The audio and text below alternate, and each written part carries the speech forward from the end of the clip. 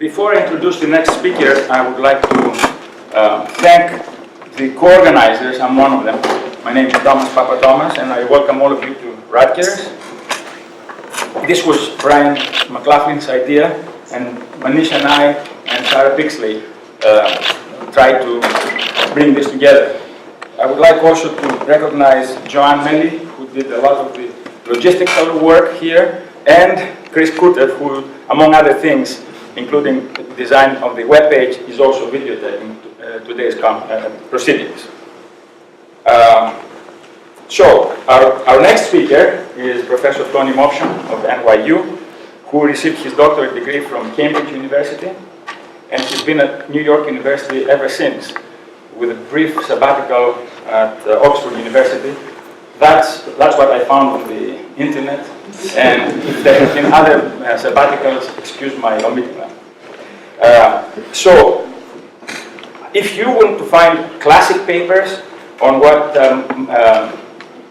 Tony Movshon does, you'll find them for your classes. If you want to find the state of the art in what he does, you'll find them also for your own research. And what Tony has been working on throughout his career is the study of visual areas of the primate cerebral cortex, specifically as they relate to motion, form, and color. And he's also done extremely good work, trend-setting work in the functional development of cerebral visual areas as they relate to amblyopia. So that's a whole different area that I'm not a specialist in, but I know that people who are specialists in are heavily reliant on. So today's talk will be elements of visual form perception, and that's the relevance to Jan's work. Thank you for coming.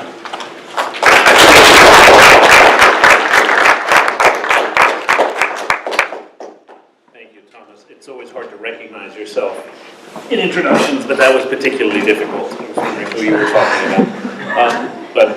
And I do have to correct one thing. You mentioned color. I have exactly one paper on color.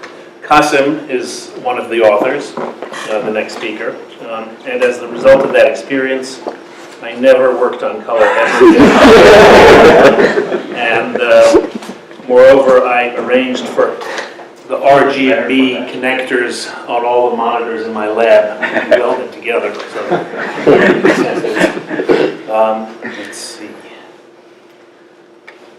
what I should be expecting to have here.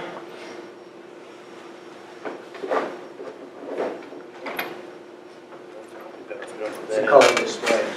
Yeah, that's the problem. That's the issue right there.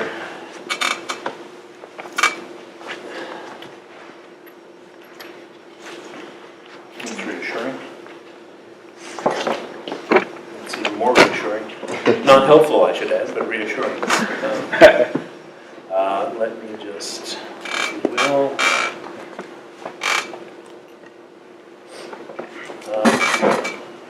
I should say, while we're waiting for this exciting business to end, that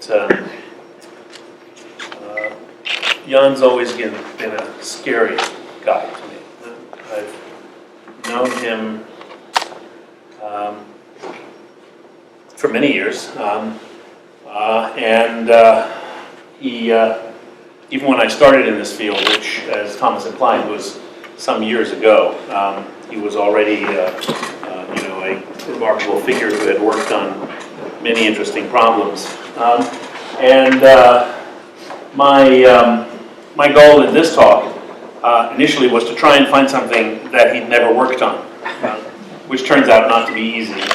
But at least I found a little corner which he, I think, has only touched on incidentally, although I fully expect to learn that actually what I'm talking about is material that he has explored in dozens of papers that have escaped my notice. And that's just the way it goes.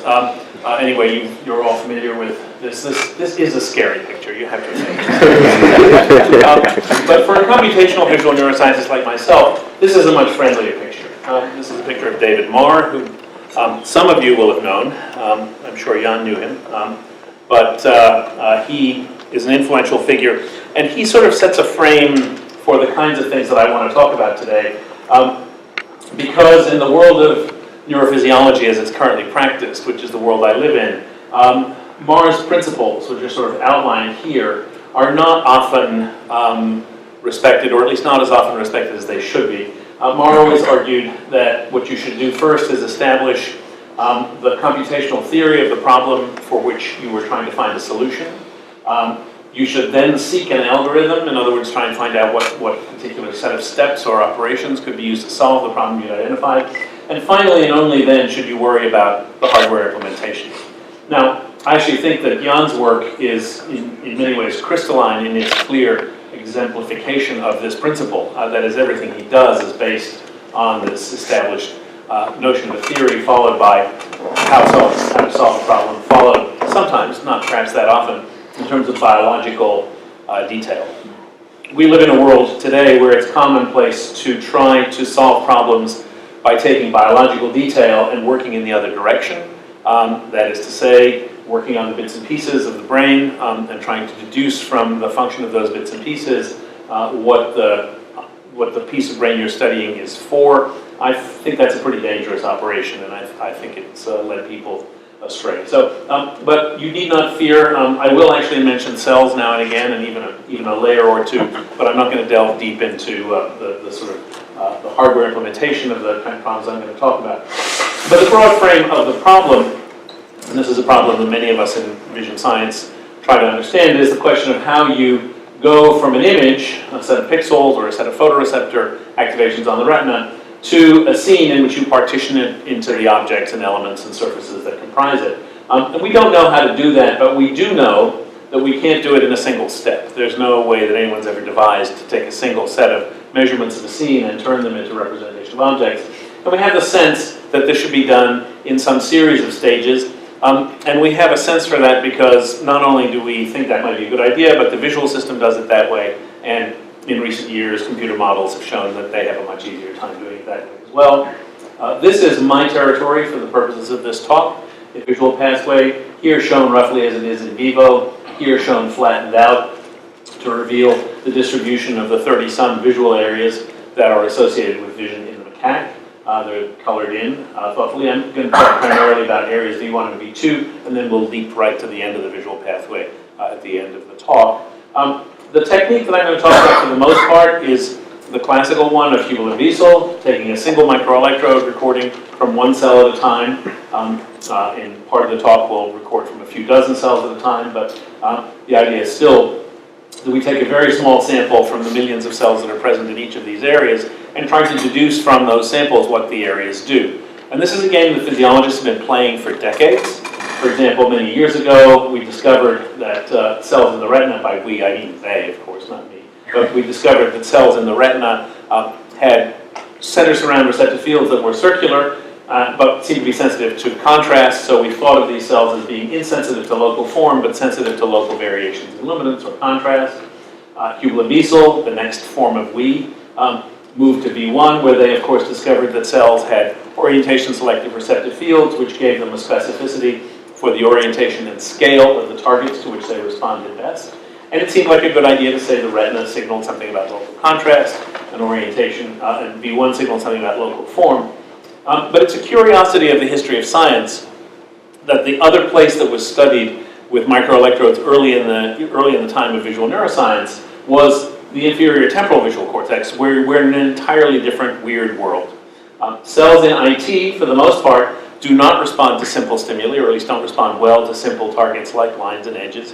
What they respond to, rather selectively and in a way that seems impenetrable to us when we try and work it out from a principled way, is objects. And each cell will typically respond not to just one object, but to some set of objects which are haphazardly related as far as we can tell. So a cell might respond to pretzels, pears, and flags, or it might respond to basketballs, bananas, and flowers. And the question of how we go from these relatively tractable representations early in the visual pathway to this bizarre, weird world in the end of the temporal lobe is one that's consumed a lot of attention.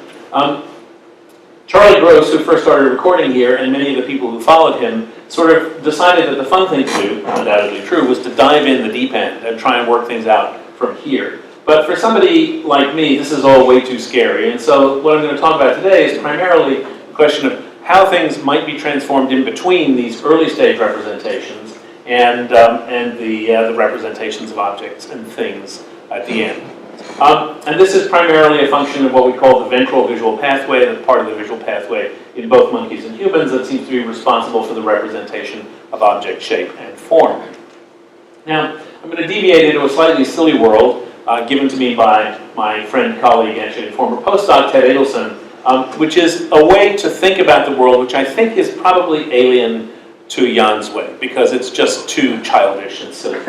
And the thing about this is to say that when you look at a scene like this, it is commonplace, and I think most of us imagine that the visual system thinks about this in terms of what we might think of as things. These are hard edges, these are elements of the scene like the top of a coffee cup, a corner, the things whose geometry would be the subject of books by Jan, and we think about those as the principal elements of the visual scene. But as Ted pointed out in a paper which I'm very fond of, 15, 20 years ago, most of the visual scene is actually not filled with things, but with stuff. And stuff is the texture that separates elements of the scene from one another. It's the surface properties that define the nature of objects. And the challenge that I think the visual system faces, and one which we do not often enough consider, is that we actually have to represent a world which contains both things and stuff, and we need to understand how it is that representations in the pathway make that distinction. We as observers clearly distinguish texture from bounded objects and recognizable scenes and things, but does the visual system do that? And I think the answer to that question is it turns out that in the early stages of the pathway, the visual system is indifferent to the nature of what's in front of it. That is to say, cells in the early pathway will respond equally to things and stuff, or to stuffish pieces of things, or thingish pieces of stuff. And I think that gives you an important clue into thinking about some of the steps that the visual pathway takes on its way to making those representations of objects right at the end of the visual pathway. So I'm going to talk a little bit about some of the work that has led me and my colleagues to think about things that way. But to start with, I should remind you and myself where we begin in visual cortical physiology, which is, of course, the work of Hubel and Wiesel, who described orientation-selected neurons in the primary visual cortex.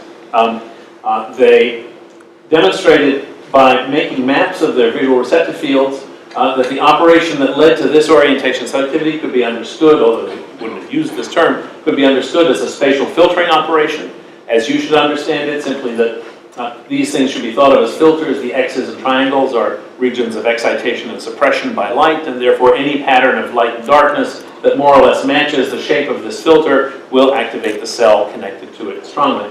And they also made a hardware implementation. You can actually argue that all three steps of MAR are in this slide. This is the problem to solve, this is the algorithm, and this is the implementation. But whether or not you buy that, which is, I admit, a little bit of a stretch, it's hard to see that as a computational theory. This has been the standard for how we understand visual processing. And I should note at the beginning that because of the way Hubel and Wiesel did their experiments, that this is an extremely thingish way to think about what V1 does, okay?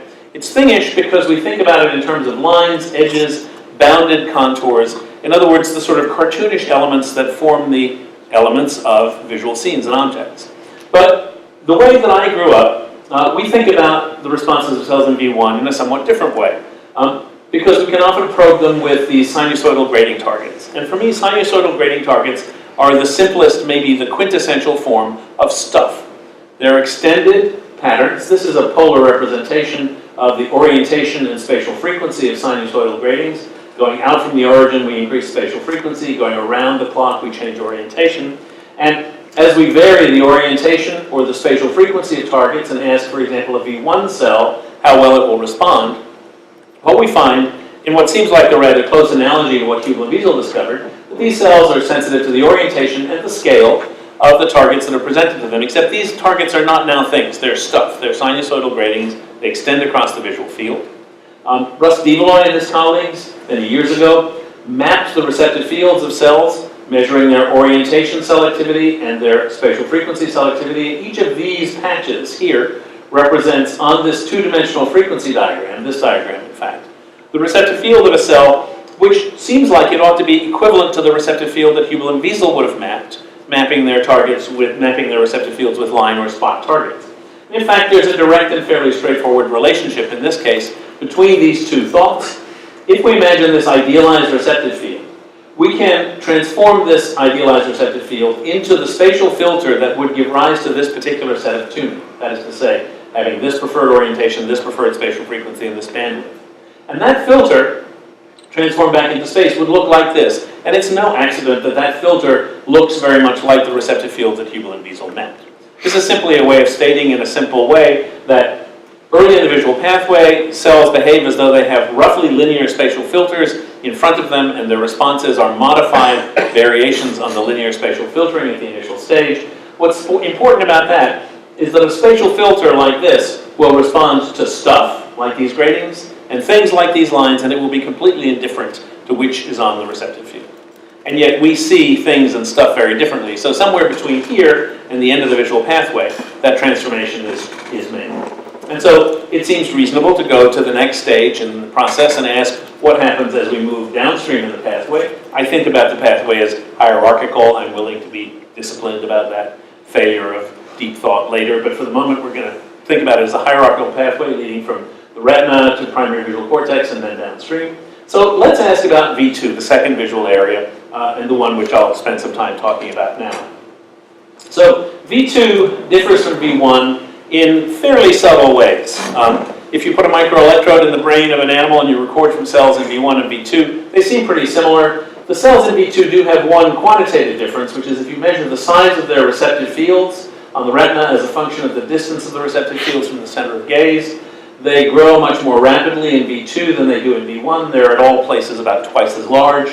They're, of course, both much larger than retinal receptive fields and smaller than receptive fields further downstream. You can sort of cartoon the growth of receptive field size and scaling with these diagrams down the bottom.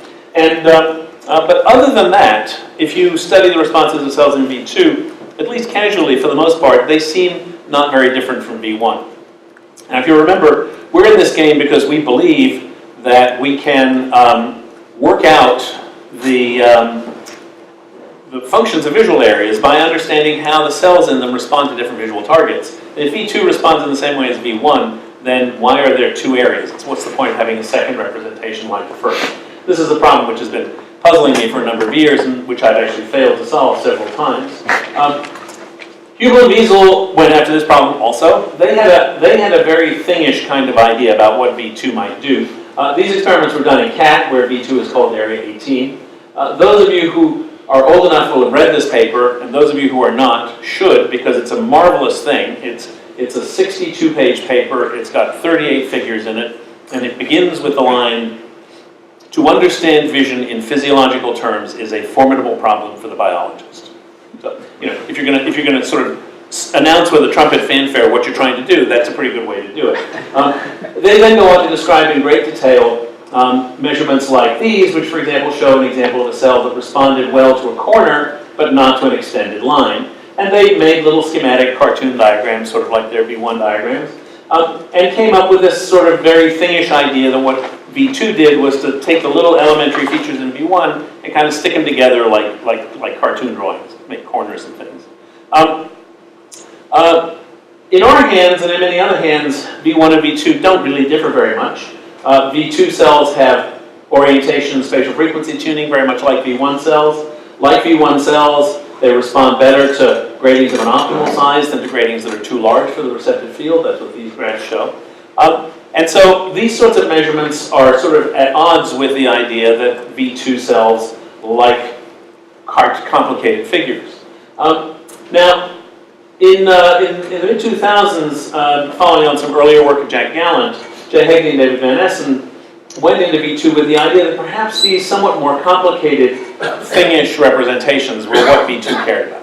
So they took targets, some of which I think suggested that they had read one of Jan's books, like these hyperbolic and spiral gratings, and they showed families of these targets, and this distribution down here plots the fraction of cells in their recorded sample that were most selective for the family of targets symbolized by the elementary one up above. So this box here means 20% of the cells were most selective for the orientation and spatial frequency of simple gratings. This box here means 10% for lines, but most of the rest, as you can see, seem to be most selective for complex figures which certainly don't fit into the sort of Hubel and Wiesel canon about what things in V2 are supposed to care about.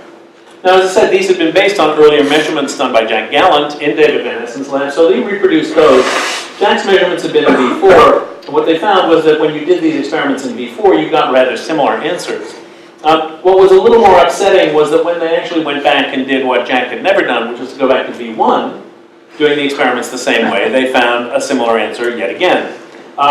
Now, we can talk later about why this might be. I think it's more about the way the experiments were done than about the true function of these areas. But it is hard to argue on this basis that understanding these images and their transformations is going to be a useful way of differentiating what's going on between V1, V2, and V4. So where do we go? So the approach that I'm going to suggest is one that I rejected for years. Perfectly happy to defend my rejection, but which I then embraced. I'm also happy to defend my embrace. And that's the idea that using information about the structure of natural images and scenes is a good way to think about how visual neurons work.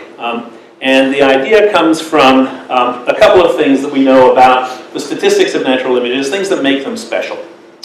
Now, so natural images can be distinguished from all of the possible images that we might draw in a variety of ways. So if we were to draw random numbers, monkeys writing Shakespeare, and put the monkeys writing Shakespeare into the video memory of the computer and do it over and over again, a very small set of the images that we created could be mistaken for a scene from nature. So what is it that distinguishes those natural scenes from all the other unnatural synthetic scenes?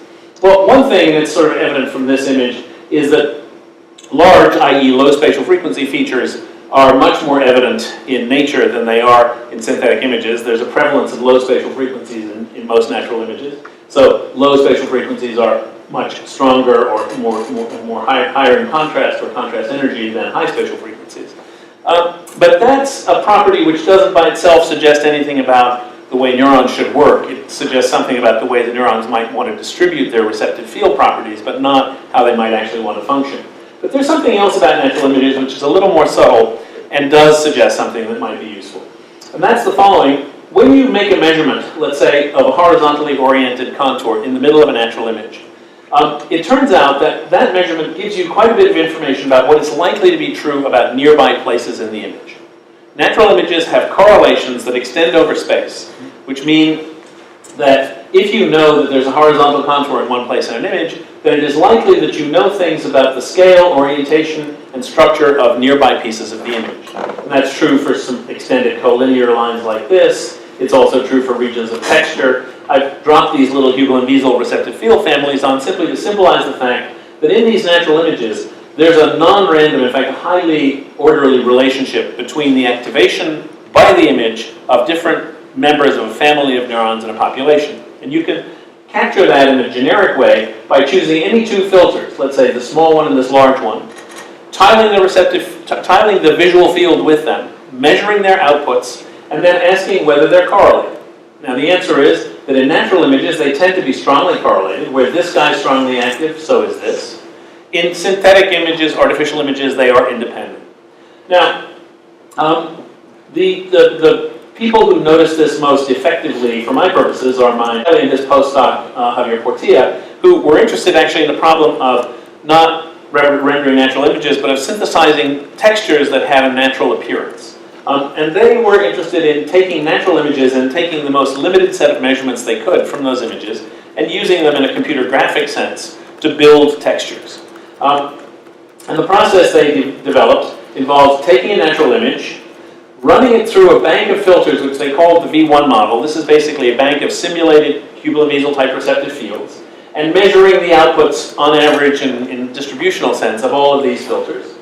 They then took a second stimulus, in this case a piece of Gaussian white noise, and they synthesized in the computer, they basically pushed this image around in the computer until its measurements matched the ensemble of measurements that were made of this original natural image. I sort of fumbled the way I said that, but what it means is to say is that, what we're saying is that the distribution of activity of a population of V1 neurons evoked by this image and this image should become the same if we're doing this right. And what that means in terms of image manipulation is that we're in fact shuffling the phases of all the spatial frequency and orientation content of that image without changing it in any other way. And so what we create are images that basically look kind of like nothing in particular, but do have the same orientation and spatial frequency content. Now, what they then said is, well, look, we have these correlations across position, orientation, and scale that we learned about by dropping these sample filters on different parts of natural images. Let's suppose that we build those correlations, which I represent here, into this kind of model. So what we can do is take this model, which creates this image, and add to it the constraint that the filter weights, the filter outputs, should be correlated in the synthetic image in the same way they are correlated in the natural image. And when you do that, again, pushing the image around in the computer, you create what I'm going to call a naturalistic texture, which clearly has much more of the properties of the original natural image in it than this filtered piece of noise. So we're going to call these naturalistic textures and these noise.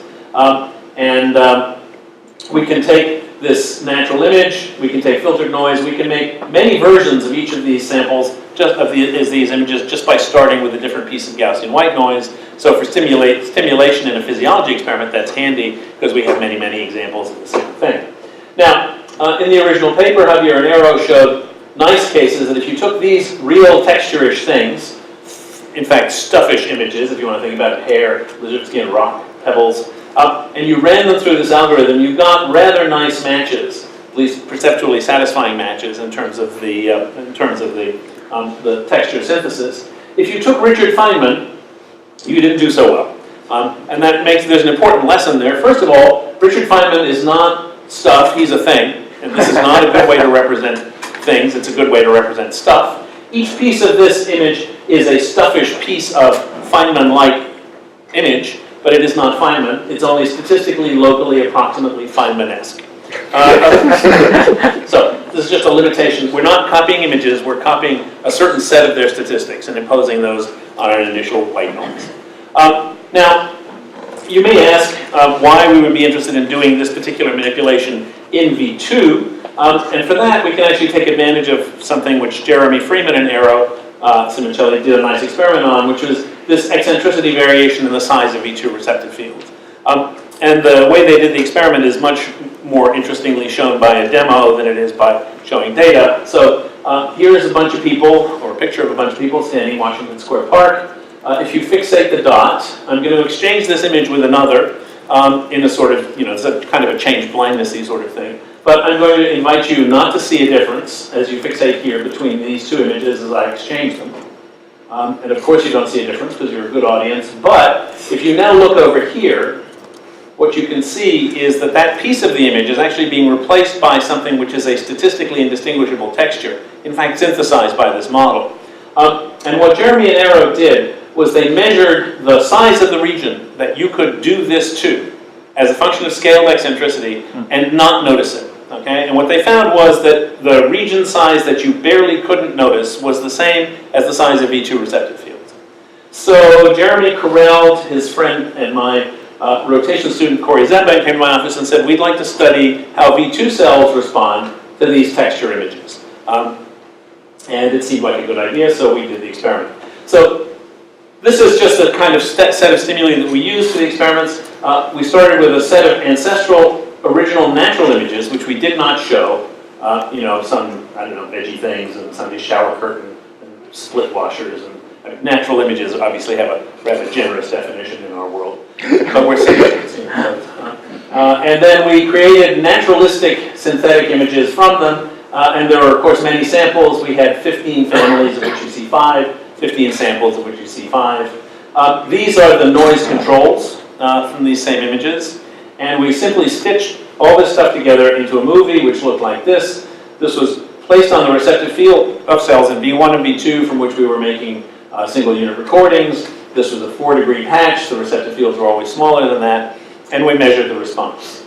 Now, for the 2 example cells I've already showed you, I'll remind you that their orientation, spatial frequency, and size tuning seemed indistinguishable, and yet they had this interesting difference in their properties, which is in V1, the cell really didn't differentiate between the naturalistic and the noise images. These traces are the averages over all textures of their responses to the 2 kinds of stimuli delivered for this 100 millisecond here. But in V2, there was a substantial and robust difference, and this number here indicates the strength of that difference.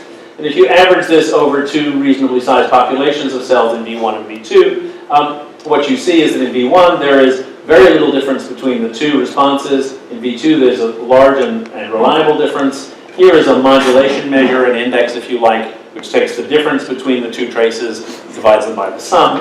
And what you can see is that this seems to be a representation. This is, after all, remember, the representation of these naturalistic texture statistics that evokes responses in V2, but does not evoke responses in V1. And you can also ask cell by cell how frequent this response property is. This is the distribution of that modulation index for cells in V1 and in V2, and you can see that there's a substantial and sizable shift. V2 then represents this naturalness, if you will, by increased firing rate in almost all cells, or at least more than 2/3 of cells, whereas V1 basically doesn't do it. So now there's a whole series of this finding was fun because also, first of all, it was unexpected. Second of all, it's always nice when people come into your office with better ideas than you have and they actually turn out. And then the third thing is it also led to a whole bunch of other experiments, which I will not inflict on you today.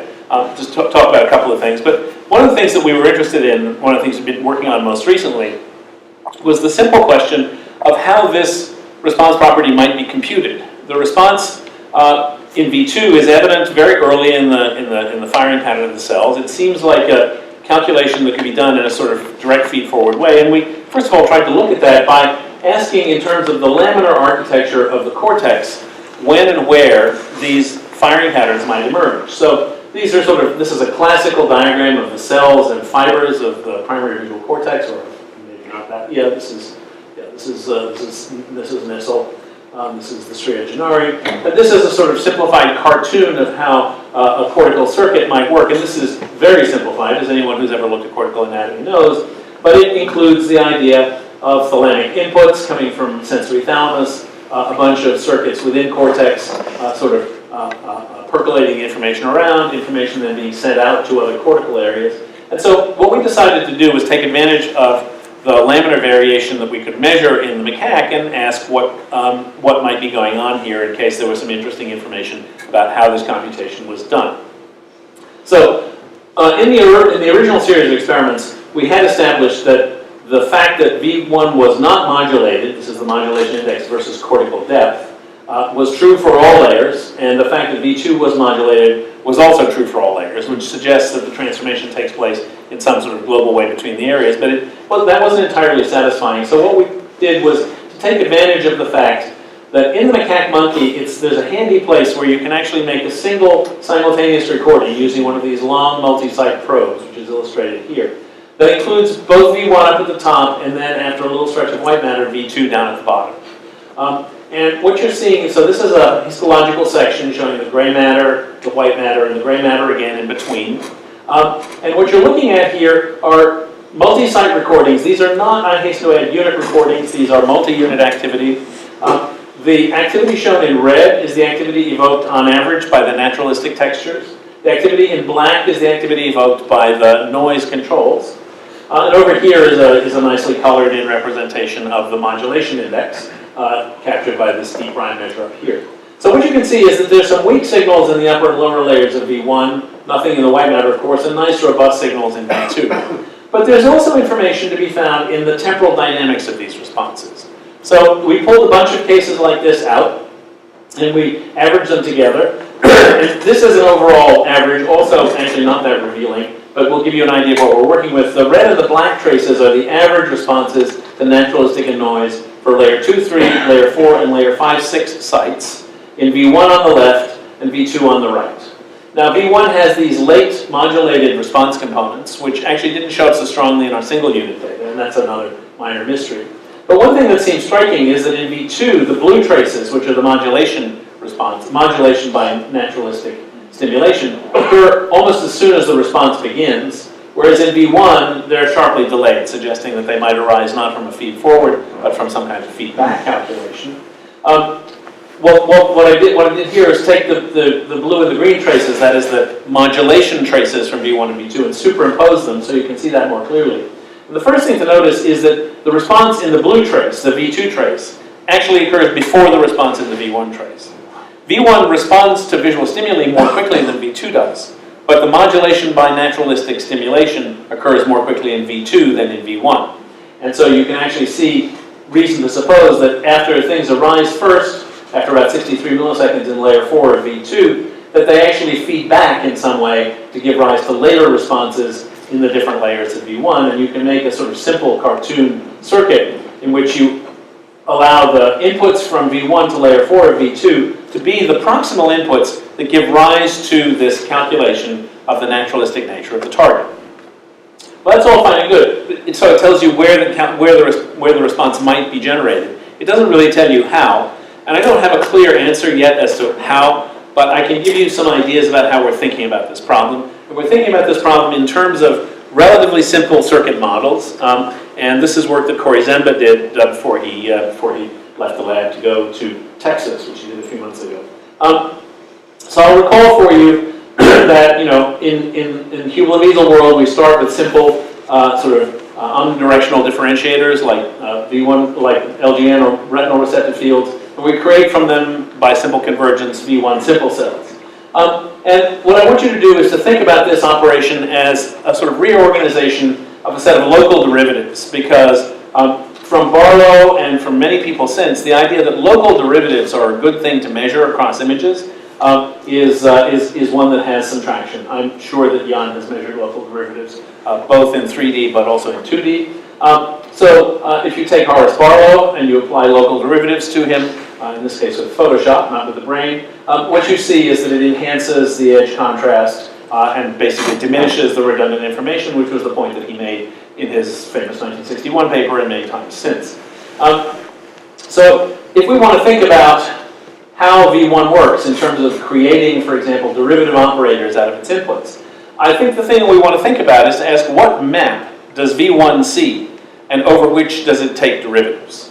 So what do I mean by that? Well, I mean that if we take this receptive field and we throw it down on this natural image, we should imagine that each cell in V1 effectively takes these local derivatives across natural images and gives you a signal which is a filter, basically a bandpass spatial filter, created by a local derivative, over this image. And from this we can understand how the response properties of both V1 simple cells and also the simple aggregations of those simple receptive fields into complex cells work, this in terms of the spatial frequency and space organization that I spoke about earlier in the talk. So this is a way of simply conceptualizing what's going on when we look at the responses of these cells. Now, we can ask these cells, as we ask the neurons in the animal, these are of course all in simulation, whether they differentiate naturalistic textures from noise textures. And we did that, and the answer is they certainly do not. And this, of course, comports with the fact that we did not find responses in V1 that corresponded to these modulated images. Now, thinking about V2, I think one way to frame this challenge, one way to think about this, is that V2 doesn't really see this map anymore. I mean, it's imaginary to think that V1 sees this map, but V1 at least gets a topographic representation of the visual scene from cells in the LGN, which are non-oriented and therefore, in some sense, an approximately pixelated representation of the image. But what does V2 see? V2 sees this, okay? Now, you may wonder what I mean by this. Well, these are optical imaging data taken from the surface of V1 by Ian Nauhaus, Christina Nielsen, and Nina Disney at Callaway's lab. They show maps of orientation preference and spatial frequency preference for regions a few millimeters across on the surface of V1. So we're all familiar with the idea that maps on the surface of V1 map the topography of the visual scene. They also map the orientation and spatial frequency of contours, and the contour lines over here are the orientations from here, the contour lines over here are the spatial frequencies from there, to show that these two maps seem to be roughly orthogonal. So what we then imagine, or I ask you to imagine, is that when we take derivatives in V2 of its input from V1, we're taking derivatives not across space, or not only across space, but also across this representation of orientations and spatial frequencies. And although that's a conceptual framework, what it allows us to ask is, for example, if we take a derivative across spatial frequency, we would collect a bunch of V1 cells with different sizes, or if we take a derivative across orientation, we would represent by a bunch of V1 cells with different orientations. This could make us a corner detector. The other one could make us a gradient detector. There are any number of things that you can build out of this system. And so you can ask whether these cells in simulation would actually respond to naturalistic textures. These do not, sadly, or not as the way you may feel, cells in V2. And by complex cells, we mean cells which, by analogy to V1 complex cells, collect inputs from similar simple cells in V2. Do actually give a response to the modulated response to the naturalistic textures. And this response is not unlike the response we see in real V2 cells. And I should also add these cells in simulation down the bottom in brown, have similar orientation, spatial frequency, and size tuning to real cells. So the idea is that a relatively simple feed-forward network, consistent with the data that I showed you earlier about the laminar recordings, is a way in which we might be able to generate these receptive field properties and response properties. So now I'm going to leapfrog for the last 5 minutes or so down to the other end of the visual pathway and skip all the interesting stuff in the middle, and also skip any more neurophysiology because that's hard. And ask if we understand V1 and the retina to be doing this, and maybe we think about V2 to be doing that, how should we think about areas downstream? Now, I don't think V4 is helpfully described in terms of these operations. And there's evidence, which I'm not going to go into in detail, sadly, because I'm running a little short of time, from people like Guki Okazawa in Komatsu's lab, that suggests that texture responses in V4 are actually stronger even than they are in V2. There's also evidence from Jim DiCarlo and Nicole Rust's work that responses in V4 are beginning to show signs of becoming thingish. Now, remember I've been emphasizing all along that early receptive fields really don't distinguish between things and stuff, a line and a grading, patch of texture. But what Nicole and Jim showed was that if you took natural images and then scrambled them in the same way that I've described scrambling our images, and you asked how well populations of cells in V4 and IT would classify these images. They did really well with natural images. They did less well with the scrambled images. IT was really bad with scrambled images. V4 was worse than with natural images, suggesting that V4 is beginning to care about things that are thingish. So what we decided to do is do a fairly simple fMRI experiment in human observers to wrap this problem up.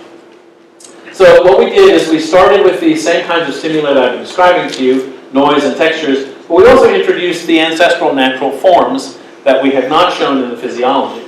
And what we did was some simple pairwise block design fMRI experiments where we, for example, compared the overall response on average of cortex to the exchange of noise versus textures.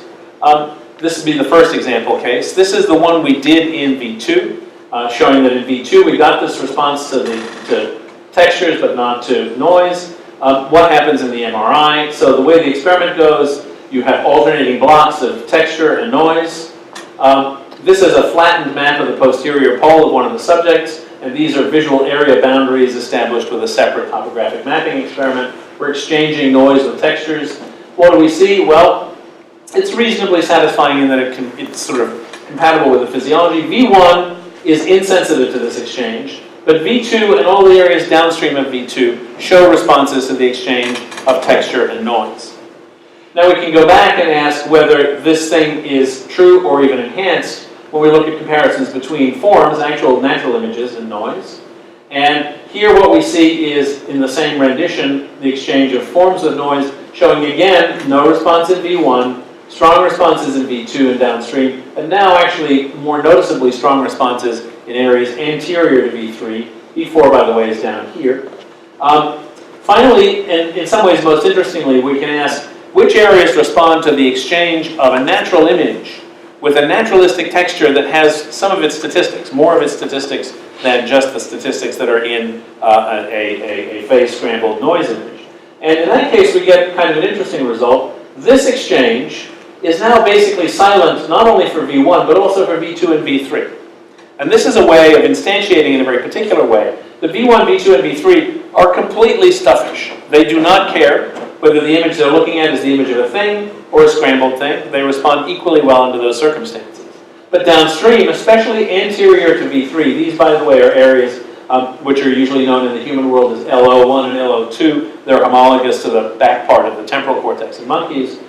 Respond vigorously to this exchange. They care about whether the image contains things or not. we can put all three of those response patterns up just to show you that, again, V1 doesn't care about textures versus noise, but everybody else does.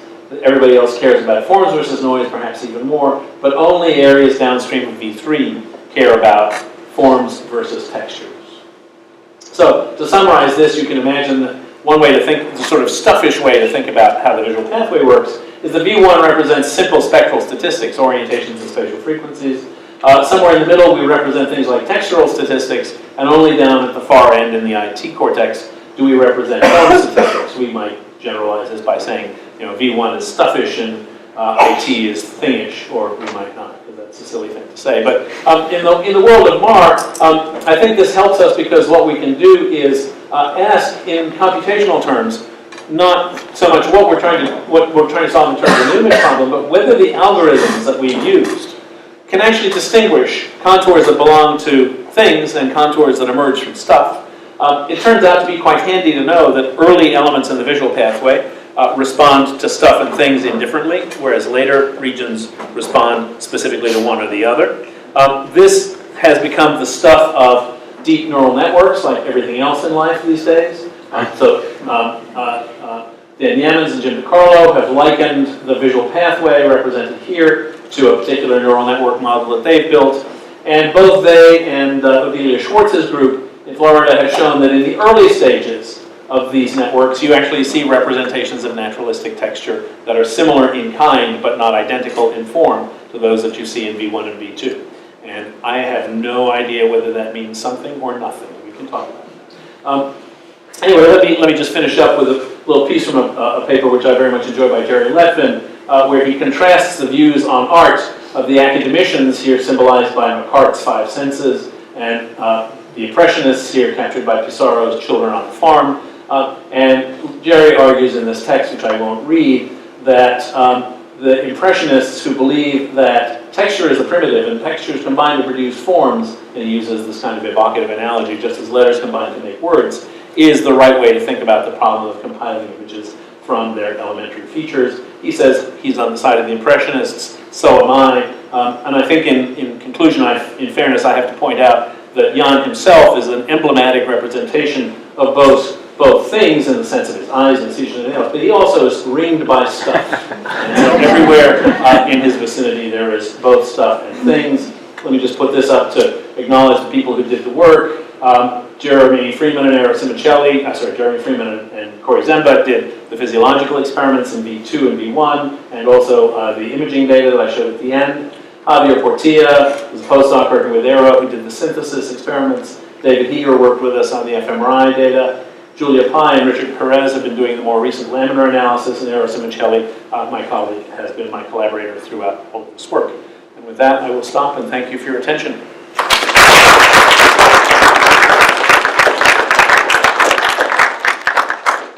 We do have time for questions. There are no questions. Awesome. Just have time for coffee. Yeah. I have a question. What is your observation over time about the trends in research funding for this kind of work? I ask because 20 years ago I was head of a division at Office of Naval Research that funded this. And at that time our observations were that federal funding anyway was just on a secular trend. And I'm interested to be updated. How are things going? Well, the statistics show that NIH, which is mostly what funds this kind of work, has been basically flat for the last, basically since the end of the Clinton era expansion. The budget has been flat, which means in real terms it's been declining. So I think all of us feel that the availability of funds is a sharp constraint on what we can do and what we're able to think about. This year happens, against all expectation, to be quite a good year. We can imagine equally that next year will be a catastrophic year in this particular political world. I have no idea what's around the corner, and nor does anybody else. I don't think we're going to see a sustained growth in research funding of the kind that we saw during the Clinton administration. Obama wanted to do that. He said as much at the beginning of his presidency. I heard him give a speech in which he said he wanted to take the 2.4% of the GDP which was spent on scientific research and turned that into 3% by the time he left the White House. I think he turned it into 2.3%. You know, the best will in the world doesn't actually solve that problem.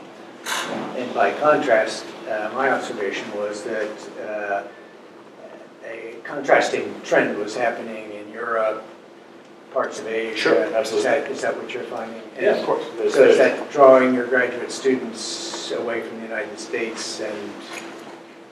Actually, they're all going to Texas for some reason, which is also another thing they can do.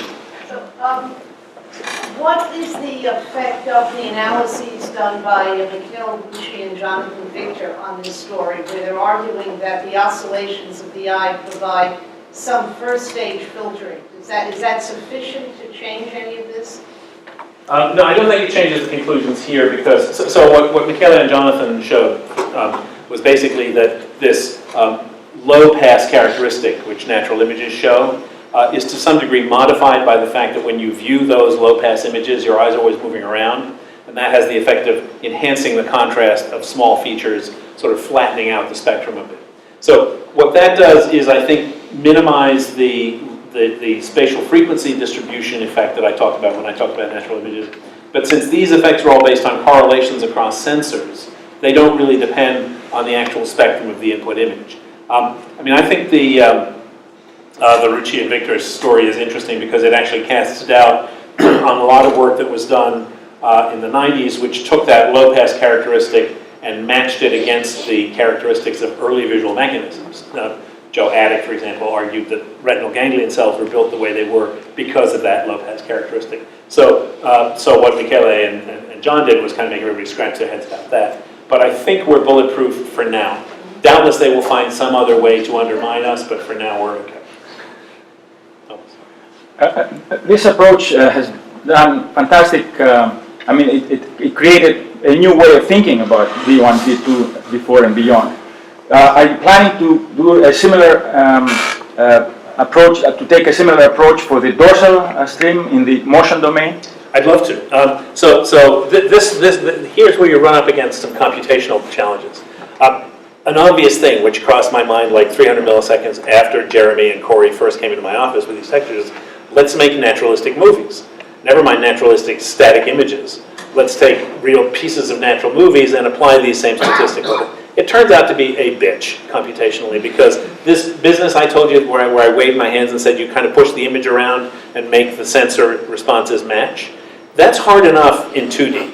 It's extremely difficult in 3D. And although people in Aero's lab who I corner, usually in cocktail parties, and ask whether they can do this, say, well, yeah, sure, why don't you come see me, come see me tomorrow and we'll talk about it, and they're never there. I think the answer is, so yes, I would very much like to do that. I'm not sure that the dorsal stream will be as interesting in this world, but I'd still like to try. Yeah. So I guess going back to the first half of the talk, when you see this late emerging difference in the difference between, in V1, in the difference in response between noise versus texture. And do you have any idea of what function that may be fulfilling? Yeah, I can wave my hands with the best of the time. So the short answer is no, I really don't know what it's for. The longer answer is to say that what most people think, let me rephrase that. A lot of people think strange things about feedback. What I think about feedback, and therefore what all right-thinking people think about feedback, is that feedback signals are basically there to give you a contextual background against which you can evaluate the responses that are being driven by inputs. So what you have is from somewhere downstream, you have a set of measurements made over a wide area of space, so you can take a surrounding region of the visual field and compare it in some way. Some people use the magic words predictive coding to describe this. I don't actually think it's predictive coding, but it has some aspect of that. And so if you're going to make naturalistic signaling part of the world of V2, then it would make sense to have naturalistic signaling play a role perhaps in the surround responses of V1. I should have said that in these experiments, especially the multi-electrode experiments, those are large textures. And we know from other experiments that I can show you if you want to, but I'm not going to put up on screen now, that But interesting things happen in V2 and V1 when you enlarge the texture stimuli and engage the surround mechanisms of the receptive field. So I would say it's a contextual signal coming back, and that would be, to some degree, hand-waving, because we don't really have a good idea for its function. But that's a function that has been attributed to similar signals in other areas by other people who aren't completely insane. Yeah. So I was thinking about naturalistic scenes, and you have these low frequency, high frequency characteristics. One thing that occurs to me is that the vertical and horizontal tend to be different from each other, although I'm not sure there's a consistent one has more low frequency component versus the other. And is there anything in the system that looks like it's taking note of this? It's interesting you should ask that question, because I've just been grappling with that. So as your question implies, we do know that there is a characteristic distribution of orientations in the environment where verticals and horizontals are more prevalent than obliques, and there's some reason to think that horizontals are actually more prevalent than verticals. We don't know, as far as we also know that low spatial frequencies are more prevalent than high. What we don't know is whether there's an interaction between those two. At horizontals, you have less of a low-pass characteristic, and at verticals, you have more of a high-pass characteristic. So, the data are out there. All the natural image databases are out there. I just can't find anybody who's actually analyzed it. And in another set of experiments, we're actually measuring what we call 2D spatial frequency tuning, basically those little blobs that Devo and his colleagues measured, but in more detail, and finding some things that suggest that the brain may think there is a correlation between orientation preference and spatial frequency preference. So, I don't know, invite me back in a year or two and I might have a better answer for you. But I think it's a great question. Coffee.